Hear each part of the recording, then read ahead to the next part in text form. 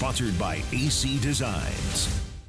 Thank you, Robert. Great stuff. I have learned a few things in talking to you all over the last 43 years, and that is that, at least when talking to students, because that's a great tip about a tree, you just don't want to be under one tall object.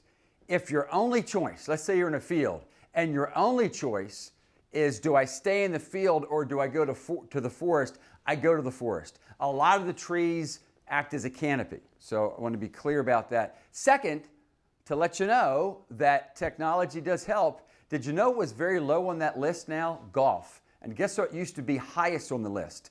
Golf. And guess where on the golf course? The 18th part, the putting green of the 18th hole. Kind of makes sense if you think about it. But golf, especially professionally, were one of the first ones, and they did it at the Players' Championship over 20 years ago, to use lightning detectors. Most good golf courses have that now, and that's why golf is lower on the risk. Technology helps. Thermometers help too. Let us know where the heat is. In the it's all relative department, 78 degrees, cool. When you think about the fact that on Monday our official low was 79 degrees, well, at 78, actually the airports come back up to 81, still relatively cool. This is where the areas that had 2 rounds of showers and thunderstorms, others just one, kind of steamy. This is the heat index.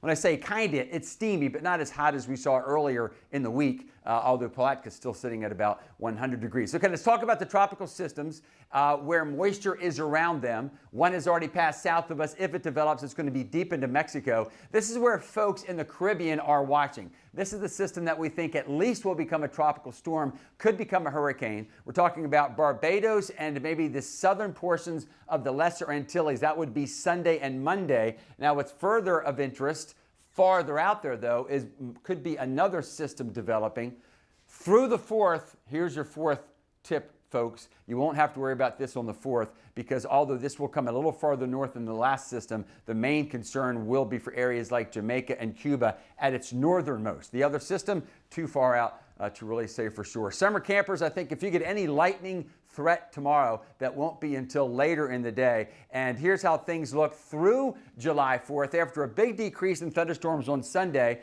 I think we'll see a thunderstorms increase on Monday and on Thursday. Not a guaranteed washout. Just make sure you're hydrated on Independence Day.